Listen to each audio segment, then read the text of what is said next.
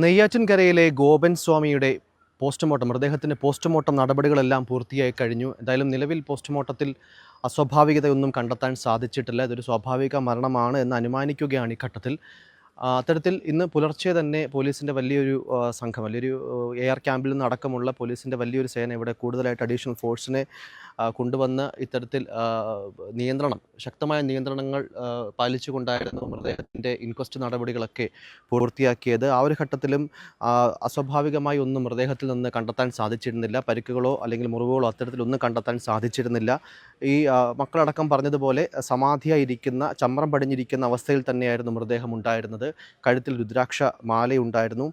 അതുപോലെ തന്നെ ഈ നെഞ്ചറ്റം വരെ കർപ്പൂരവും ഭസ്മവും ഒക്കെ കൊണ്ട് ദ്രവ്യങ്ങളൊക്കെ കൊണ്ട് മൂടിയിരിക്കുന്ന, ആലേപനം ചെയ്തിരിക്കുന്ന ഒരു അവസ്ഥയിലായിരുന്നു മൃതദേഹം ഉണ്ടായിരുന്നത്. എന്തായാലും മൃതദേഹം ജീർണിച്ചു തുടങ്ങിയൊരവസ്ഥയിലായിരുന്നു. എന്നാൽ വളരെ വല്ലാണ്ടങ്ങ് അഴുകിയ അവസ്ഥയിലുമല്ലായിരുന്നു. ഇപ്പോൾ ഈ കാണുന്ന നീല ടാർപോളിൻ കെട്ടി മറച്ചിരിക്കുന്ന ഭാഗത്തായിരുന്നു നമുക്കറിയാവുന്നതുപോലെ അദ്ദേഹത്തിൻ്റെ ഒരു സമാധി സ്ഥലം അല്ലെങ്കിൽ കല്ലറ ഉണ്ടായിരുന്നത്.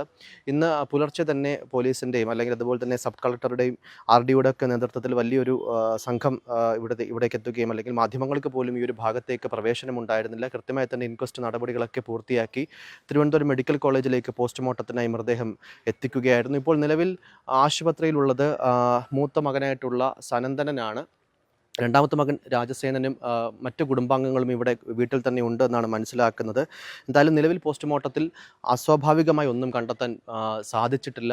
ഈ ഒരു വിദഗ്ധരായിട്ടുള്ള 3 അംഗ ഫോറൻസിക് സംഘത്തിൻ്റെ നേതൃത്വത്തിലായിരുന്നു ഈ ഒരു പോസ്റ്റ്മോർട്ടം നടപടികളൊക്കെ പൂർത്തിയാക്കിയത്. ഏതെങ്കിലും രീതിയിൽ ഈ ഈ ഈ സമയത്ത്, അതായത് മരണം നടന്നതിന് മുൻപ് ഈ രീതിയിലൊക്കെയുള്ള പ്രക്രിയകളൊക്കെ ചെയ്തിരുന്നെങ്കിൽ ഒരു പക്ഷേ ആന്തരിക അവയവങ്ങളിൽ ഭസ്മത്തിൻ്റെ, കർപ്പൂരത്തിൻ്റെ അങ്ങനെയുള്ള മറ്റ് ഫോറിൻ ബോഡീസിൻ്റെയൊക്കെ സാന്നിധ്യം ഉണ്ടാകുമായിരുന്നു. അത്തരത്തിലൊന്നും കണ്ടെത്താനായിട്ട് സാധിച്ചിട്ടില്ല എന്നുള്ളതാണ് പ്രധാനപ്പെട്ട കാര്യം. എന്തായാലും അധികം വൈകാതെ തന്നെ ഈ ഒരു വീട്ടിലേക്ക്, ഗോപൻ സ്വാമിയുടെ വീട്ടിലേക്ക് പോസ്റ്റ്മോർട്ടം നടപടികൾക്ക് ശേഷം മൃതദേഹവുമായി ആംബുലൻസ് എത്തും എന്നുള്ളതാണ് ഇപ്പോൾ പ്രതീക്ഷിക്കുന്നത്. അതിന് അധികം കാലതാമസം ഉണ്ടാകില്ല. ഏകദേശം 1 മണിക്കൂർ 1.5 മണിക്കൂർ മുൻപ് തന്നെ പോസ്റ്റ്മോർട്ടം നടപടികളൊക്കെ പൂർത്തിയാക്കി കഴിഞ്ഞു. എന്നാൽ ഈ മൃതദേഹം വിട്ടുകൊടുക്കുന്നതിന് കുറച്ച് അഡീഷണൽ ഫോർമാലിറ്റീസ് ഒക്കെ ഉണ്ട്. ആ ഒരു നടപടിക്രമം കൂടെ പൂർത്തിയാക്കുന്ന ഘട്ടത്തിൽ എത്രയും പെട്ടെന്ന് തന്നെ മൃതദേഹം ഇവിടേക്ക് തന്നെ എത്തിക്കും.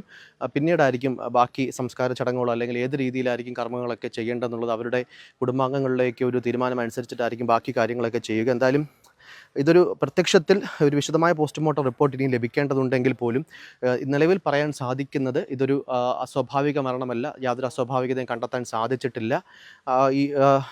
അതായത് ഈ ഒരു മരണപ്പെട്ട് ഏതെങ്കിലും രീതിയിൽ അതിനൊരു അസ്വാഭാവികത ഉണ്ടെങ്കിൽ, അല്ലെങ്കിൽ ആ സമാധി കഴിഞ്ഞതിന് ശേഷമാണ് ഇത്തരത്തിലുള്ള പൂജകളും മറ്റു കാര്യങ്ങളുമൊക്കെ ചെയ്ത് സ്ലാബിട്ട് മൂടിയത് എന്നൊക്കെയുള്ള രീതിയിലേക്കുള്ള നിഗമനങ്ങളിലേക്കാണ് കാര്യങ്ങൾ എത്തുന്നത്. ഏതെങ്കിലും രീതിയിൽ ശ്വാസം മുട്ടി മരിച്ചതായിട്ടോ അല്ലെങ്കിൽ ഏതെങ്കിലും രീതിയിൽ അസ്വാഭാവികമായിട്ടുള്ള മറ്റ് സൂചനകൾ മൃതദേഹത്തിൽ നിന്ന് കണ്ടെത്താൻ സാധിച്ചിട്ടില്ല. എന്തായാലും വിശദമായ പരിശോധന ഇനി നടത്തേണ്ടതുണ്ട് എന്നുള്ളതാണ് ഈ ഒരു സമയത്ത് അറിയാൻ സാധിക്കുന്നത്.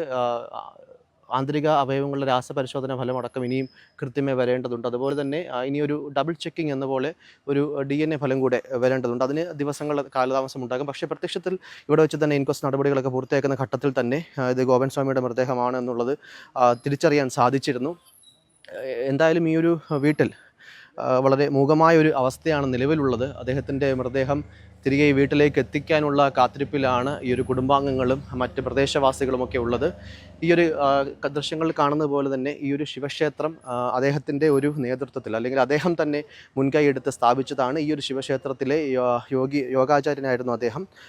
പക്ഷേ ഈ പറഞ്ഞതുപോലെ തന്നെ പല ദുരൂഹതകളും ആദ്യഘട്ടത്തിൽ ഉണ്ടായിരുന്നു. മൊഴികളുടെ വൈരുദ്ധ്യമടക്കം പോലീസ് കൃത്യമായി തന്നെ മൊഴികളുടെ വൈരുദ്ധ്യം തന്നെ കൃത്യമായി മീഡിയാസിന് കൊടുത്ത ഇതാവട്ടെ അല്ലെങ്കിൽ പോലീസിന് കൊടുത്ത മൊഴികളിലാവട്ടെ, ഓരോ കുടുംബാംഗങ്ങളിലെ മൊഴികളിൽ വളരെ വലിയ ഒരു വൈരുദ്ധ്യം കണ്ടെത്തിയിരുന്നു. അത്തരത്തിൽ പ്രദേശവാസികൾ ഒന്നാകെ ഈ ഒരു മരണത്തിൽ വലിയൊരു ദുരൂഹത ഉന്നയിച്ച സാഹചര്യത്തിലായിരുന്നു. എന്തായാലും ഒരു പരാതിയുടെയൊക്കെ അടിസ്ഥാനത്തിലായിരുന്നു പോലീസ് ഈ ഒരു മരണത്തിൽ ഒരു മാൻ മിസ്സിങ്ങിന്, നെയ്യാറ്റിൻകര പോലീസ് സ്റ്റേഷൻ പരിധിയിൽ വന്ന ഒരു കേസിൽ ഒരു മാൻ മിസ്സിങ്ങിന് പോലീസ് കേസെടുത്തത്. എന്തായാലും ആ ഒരു ഘട്ടത്തിൽ ഈ ഒരു മൃതദേഹം കണ്ടെത്തിയതോടുകൂടി തന്നെ അതിൻ്റെ ഒരു ആദ്യഘട്ടം പൂർത്തിയായി എന്നുള്ളത് ഉറപ്പിച്ചതായിരുന്നു. പക്ഷേ ഇതിൽ അസ്വാഭാവികതകളൊന്നും കണ്ടെത്താൻ സാധിച്ചിരുന്നില്ല. എന്തായാലും നിലവിൽ ഈ ഒരു ദൃശ്യത്തിലെ ഈ ശിവക്ഷേത്രത്തിലെ യോഗാചാര്യനായിരുന്നു ഗോപൻ സ്വാമി എന്ന് പറയുന്ന വ്യക്തി. അത്തരത്തിൽ ആദ്യഘട്ടങ്ങളിലേക്ക് ഇതിൻ്റെ ട്രസ്റ്റുമായിട്ടൊക്കെ നടത്തിപ്പുമായിട്ടൊക്കെ ബന്ധപ്പെട്ട് നാട്ടുകാരടക്കം ഇടപെട്ട് ഒരു ട്രസ്റ്റൊക്കെ രൂപീകരിച്ചിരുന്നു. പക്ഷേ പിന്നീട് ഈ ഒരു ക്ഷേത്രത്തിൽ നടത്തിപ്പുമായി ബന്ധപ്പെട്ട് പ്രദേശവാസികളൊക്കെ ഈ കുടുംബാംഗങ്ങളിൽ നിന്ന് അകലുന്നൊരു കാഴ്ചയാണ് കണ്ടത്. അതിൽ രണ്ട് വ്യത്യസ്ത തരത്തിലുള്ള അഭിപ്രായങ്ങളുണ്ട്. സ്വാഭാവികമായിട്ടും നാട്ടുകാർ അവരുടെ വാദം പറയുന്നു. ഈ ഒരു ക്ഷേത്രത്തിൻ്റെ നടത്തിപ്പ് അല്ലെങ്കിൽ അവർ കൊണ്ടുവരുന്ന പല രീതിയിലുള്ള റെസ്ട്രിക്ഷൻസ്, സ്ത്രീകൾക്കടക്കം ചുരിദാർ ധരിച്ച് ഇവിടേക്ക് കയറാൻ സാധിക്കില്ല, അത്തരത്തിലുള്ള പല എതിരഭിപ്രായങ്ങളും നാട്ടുകാരിൽ നിന്നുണ്ടായ സമയത്താണ് നാട്ടുകാർ പയ്യെക്കൊണ്ട് ഈ ഒരു ക്ഷേത്രത്തിൽ നടത്തിപ്പുമായി ബന്ധപ്പെട്ടൊക്കെ പിൻവാങ്ങിയത്. എന്തായാലും നിലവിൽ അദ്ദേഹത്തിൻ്റെ മൃതദേഹം ഈ സമാധി സ്ഥലത്ത് നിന്ന് കണ്ടെത്തിയത് ചമ്രം പടഞ്ഞിരിക്കുന്ന അവസ്ഥയിൽ തന്നെയായിരുന്നു. നെഞ്ചറ്റം വരെയും ഇതുപോലെ തന്നെ ഈ മക്കൾ പറഞ്ഞതുപോലെ തന്നെ ഭസ്മവും കർപ്പൂരവും മറ്റ് സുഗന്ധ ദ്രവ്യങ്ങളും കൊണ്ട് മൂടിയ നിലയിലായിരുന്നു. ഒരു കാവി വസ്ത്രമായിരുന്നു ധരിച്ചിരുന്നത്. അതിനായി അകത്ത് ഒരു തോർത്ത് കൂടി ഉണ്ടായിരുന്നു. അത്തരത്തിൽ രുദ്രാക്ഷമാല കഴുത്തിലുണ്ടായിരുന്നു. മറ്റ് അസ്വാഭാവികതകളൊന്നും ഇൻക്വസ്റ്റിൽ അടക്കം കണ്ടെത്താൻ സാധിച്ചിരുന്നില്ല. എന്തായാലും ഒരു വിശദമായ പോസ്റ്റ്മോർട്ടം റിപ്പോർട്ട് ഈ ഘട്ടത്തിൽ പുറത്തു വന്നു എന്ന് പറയാൻ സാധിക്കുന്ന ഒരു സാഹചര്യമല്ല. എങ്കിലും നിലവിൽ അസ്വാഭാവികതയൊന്നും പോസ്റ്റ്മോർട്ടത്തിൽ കണ്ടെത്താൻ സാധിച്ചിട്ടില്ല.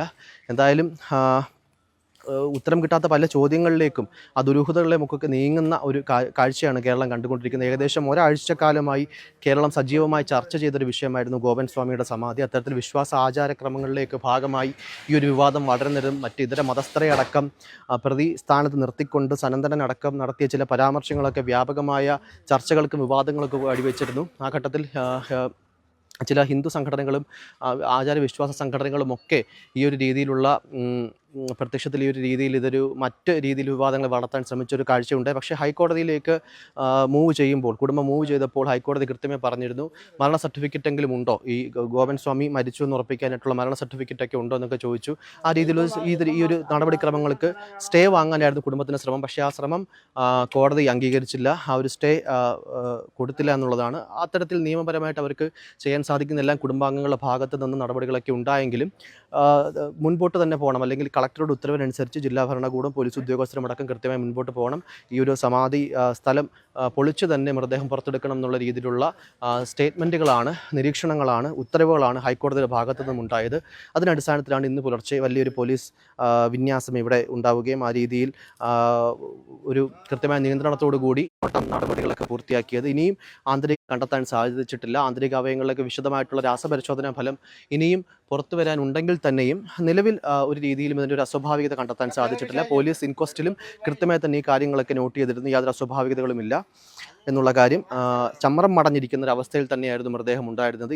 ഇരിക്കുന്ന അവസ്ഥയിലായിരുന്നു, ജീർണിച്ച് തുടങ്ങിയ അവസ്ഥയിലായിരുന്നു. അതുപോലെ തന്നെ നെഞ്ചറ്റം വരെയും ഹൃദയഭാഗം വരെയും കർപ്പൂരവും ഭസ്മവും മറ്റ് സുഗന്ധ ദ്രവ്യങ്ങളും കൊണ്ട് മൂടപ്പെട്ട അവസ്ഥയിലായിരുന്നു. ഒരു കാവി മുണ്ടാണ് ധരിച്ചിരുന്നത്, മേൽവസ്ത്രമായ ഒരു കാവ്യ മുണ്ടാണ് ധരിച്ചിരുന്നത്. അതിനകത്തൊരു തോർത്തും ഒക്കെ ഉണ്ടായിരുന്നു എന്നുള്ള കാര്യങ്ങളൊക്കെ കൃത്യമായി റിപ്പോർട്ട് ചെയ്തതാണ്. എന്തായാലും അല്പസമയത്തിനകം തന്നെ എന്തായാലും ഗോപൻ സ്വാമിയുടെ ഈ വീട്ടിലേക്ക് അദ്ദേഹത്തിൻ്റെ മൃതദേഹം എത്തിക്കും എന്നുള്ളതാണ് ഈ ഒരു ഘട്ടത്തിൽ പ്രതീക്ഷിക്കുന്നത്.